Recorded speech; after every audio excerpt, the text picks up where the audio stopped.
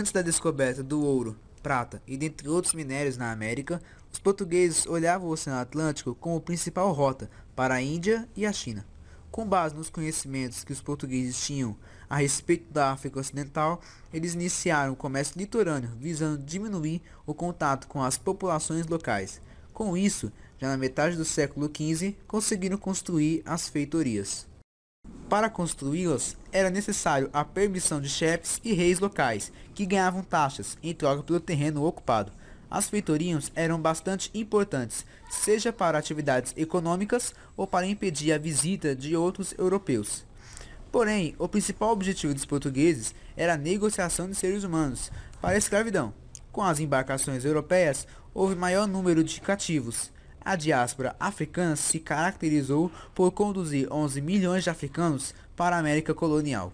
Estima-se entre 1 milhão e 2 milhões de africanos foram trazidos ao Brasil. Eles chegavam à América por meio dos navios negreiros, assim conhecidos, cujo podiam transportar entre 600 a 800 cativos por viagem. A preferência era homens de 10 a 30 anos. Nessas embarcações, as condições eram péssimas. Se algum africano morresse, era jogado ao mar. Estima-se também que 50% dos prisioneiros morriam devido à viagem.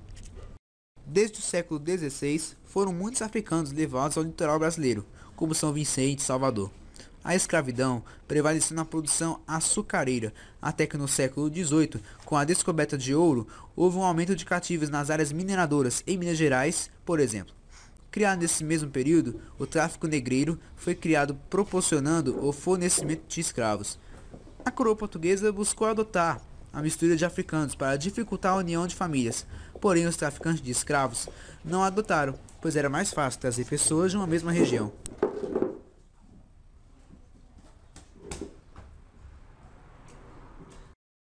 Com a chegada dos cativos aos engenhos, a mão de obra que antes era indígena passou a ser africana.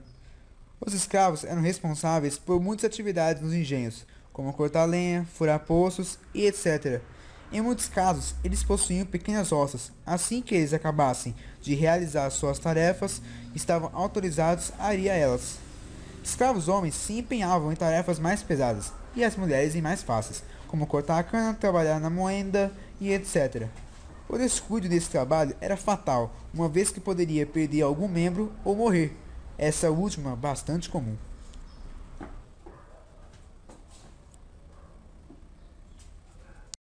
O trabalho de escravo também se direcionava em outras áreas, nas jazidas em busca ainda mais de ouro, em grandes latifúndios como em fazendas de café e também nas áreas urbanas, à mercê de muitos proprietários. Durante o período colonial, vários eram os castigos que os escravos sofriam.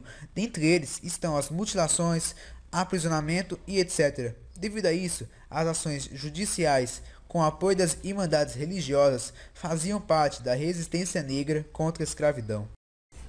Havia diversas reações que os escravos poderiam escolher. Dentre elas, a mais difícil seria a carta de alforria. Para obtê-la, havia diversas formas, desde a compra até de ganho, por um ótimo e seguro trabalho no ponto de vista do senhor. Também havia um simples suicídio, as fugas e as revoltas à disposição. Mesmo livres, sofriam bastante perigo. Pensando nisso, eles criaram os quilombos, que nada mais era que grandes comunidades de ex-escravos ou aqueles que fugiram ou se revoltaram e etc. Diante disso, os senhores aumentaram as punições e a segurança. Apesar de quilombos, alforrias e fugas, mesmo com essa interação que os escravos africanos criaram, não queria dizer que era o fim da escravidão.